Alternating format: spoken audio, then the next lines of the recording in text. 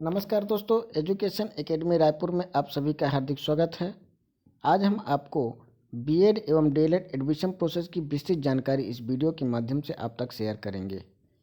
जैसा कि आप लोगों को पता है कि बीएड और डीएलएड का एडमिशन रुक गया था, उसमें स्टे लगा हुआ था अक्टूबर से, और अभी तक उसमें प्रवेश प्रक्रिया पर पूरी तरह से प्रतिबंधित था। लेकिन उच्च न्यायालय के आदेशानुसार बीएड एवं डीएलएड की द्वितीय सूची जारी करने का आदेश जारी किया गया और 31 दिसंबर तक प्रवेश लेने के लिए बाध्य किया गया।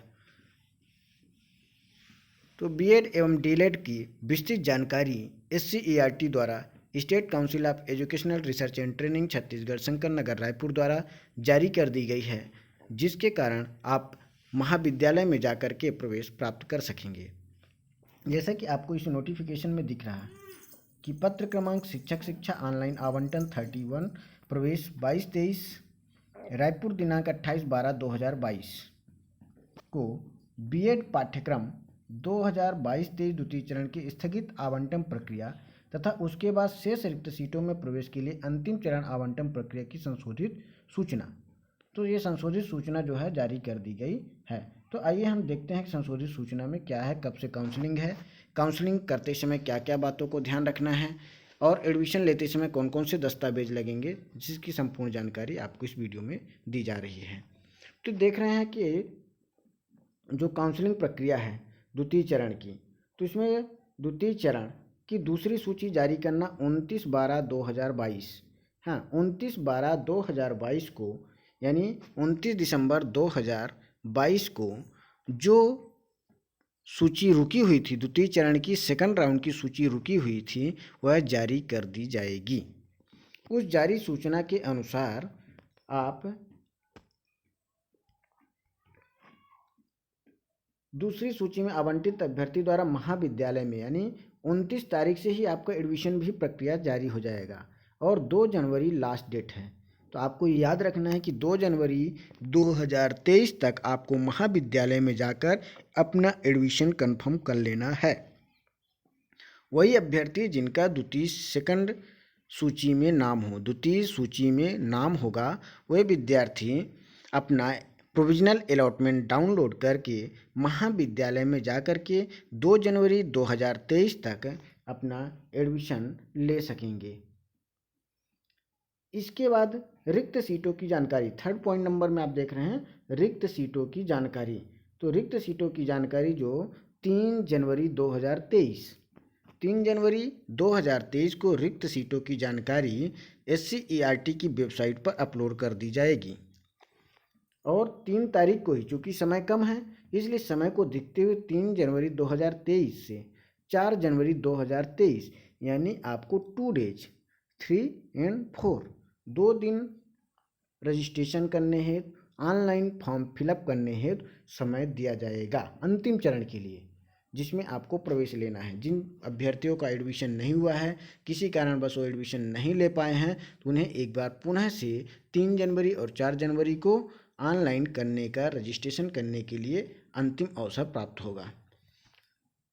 फिर SCERT द्वारा प्रतीक्षा सूची जारी करना है ना, आप देख रहे हैं SCERT द्वारा प्रतीक्षा सूची जारी करना, वेटिंग लिस्ट 5 जनवरी 2023 को, यानी 3-4 को काउंसलिंग होगा और 5 जनवरी को वेटिंग लिस्ट SCERT द्वारा जारी कर दी जाएगी।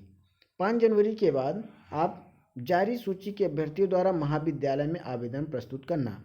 हाँ, अब आपको यहाँ पे विशेष ध्यान रखना है, यहाँ पे जो कहा गया है, क्या कहा गया है, जारी सूची के अभ्यर्थियों द्वारा महाविद्यालय में आवेदन प्रस्तुत करना, यानी जितने भी कैंडिडेट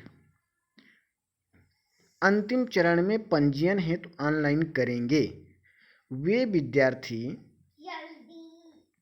ले जाकर के अपना जो है वेटिंग फॉर्म महाविद्यालय में जमा करेंगे और महाविद्यालय द्वारा क्या होगा, मेरिट सूची जारी की जाएगी। यानी तो महाविद्यालय में 5 और 6 यानी 2 दिन 5 जनवरी एंड 6 जनवरी को आप वेटिंग फॉर्म लेंगे। वेटिंग फॉर्म को फिलअप करके दस्तावेज के साथ आप महाविद्यालय में जमा करेंगे।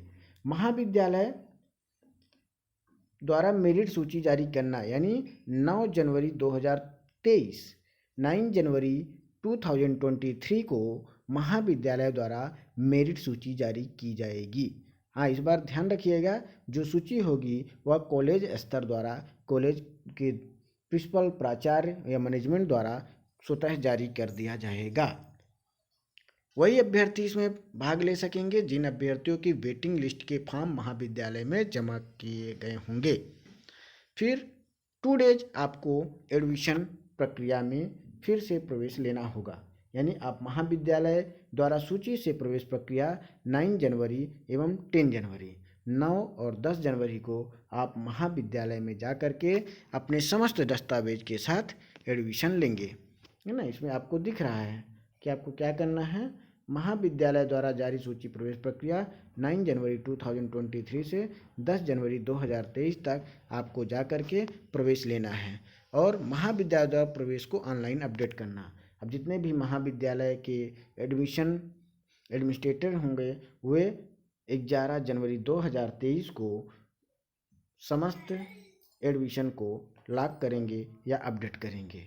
तो ये रही पूरी प्रोसेस, यानी अब इंतज़ार की जो घड़ी थी वो ख़त्म हो गई और प्रवेश प्रक्रिया प्रारंभ हो गया है, जो 29 दिसंबर 2022 से लेके 11 जनवरी 2023 तक संपूर्ण प्रक्रिया चालू होगी।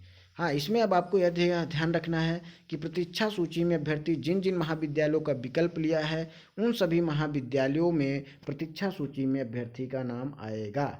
हाँ, इस बात का आप विशेष ध्यान रखना कि प्रतीक्षा सूची में जब आप ऑनलाइन रजिस्ट्रेशन करेंगे तो जिन जिन महाविद्यालय का जिस कॉलेज को आप सेलेक्ट करेंगे उसी कॉलेज में आपका वेटिंग लिस्ट में नाम आएगा। यहाँ पे साफ लिखा हुआ है, प्रतीक्षा सूची में अभ्यर्थी ने जिन जिन महाविद्यालयों का विकल्प लिया है उन सभी महाविद्यालयों की प्रतीक्षा सूची में उस अभ्यर्थी का नाम आएगा। इसलिए आपको प्रवेश लेने के लिए महाविद्यालय में जाकर वहाँ सीट की जानकारी और ये सभी चीज़ें आपको ज़रूर जानकारी प्राप्त करना है। अब मेरिट के आधार पर ही प्रवेश दिया जाएगा और जब आप अपनी वेटिंग सूची महाविद्यालय में जमा करेंगे तो आपको ये ध्यान रखना है कि आपको कॉलेज से पावती रिसिप्ट जरूर लेना है। लिखा, निर्धारित प्रपत्र में आवेदन प्रस्तुत कर संबंधित महाविद्यालय से पावती प्राप्त करें। महाविद्यालय भी आवेदनकर्ता अभ्यर्थी को सील लगाकर पावती उपलब्ध करावे। क्या है कि आप जब अपना वेटिंग फॉर्म महाविद्यालय में जमा करेंगे तो वहाँ से आपको एक पावती लेना अनिवार्य है, ताकि आप समय पे प्रस्तुत होकर के आप बता सकें कि हमने आपके यहाँ महाविद्यालय में फॉर्म जमा किया था और आपका रैंक क्या है। फिर उसके बाद मेरिट सूची बनेगी। मेरिट सूची के बाद महाविद्यालय द्वारा प्रवेश प्रक्रिया को कंप्लीट किया जाएगा। प्रवेश के लिए निर्धारित तिथि में महाविद्यालय मेरिट से अभ्यर्थियों को प्रवेश देगा। महाविद्यालय इस चरण के आवंटन प्रक्रिया माननीय उच्च न्यायालय बिलासपुर द्वारा याचिका के संबंध में आरक्षण के उल्लेख प्रावधानों के अनुसार प्रवेश प्रक्रिया करेंगे।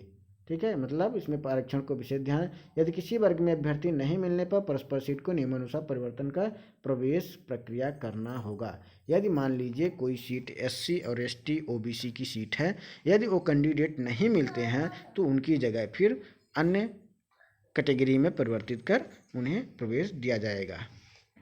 तो ये संपूर्ण जानकारी है। और यदि किसी भी कॉलेज द्वारा कोई भी प्रतीक्षा सूची में या किसी भी एडमिशन प्रक्रिया में अतिक्रमण किया जाता है या कोई भी लापरवाही की जाती है तो उसके प्रति SCERT द्वारा कठोर कार्रवाई की जाएगी। इसलिए समस्त विद्यार्थी, परीक्षार्थी, कैंडिडेट ध्यान रखें कि प्रवेश लेते समय अपने समस्त दस्तावेज रेडी करके रखें और एडमिशन प्रक्रिया में महाविद्यालय में जा कर के पूर्ण करें। तब तक के लिए धन्यवाद, नमस्कार। यदि आपने अभी तक हमारे education academy Raipur YouTube channel को सब्सक्राइब नहीं किए हैं तो सबसे पहले चैनल को सब्सक्राइब करें, साथ ही बेल आइकन बटन दबाना ना भूलें, जिससे आपको समस्त जानकारी शीघ्र आप तक पहुंच सके। धन्यवाद।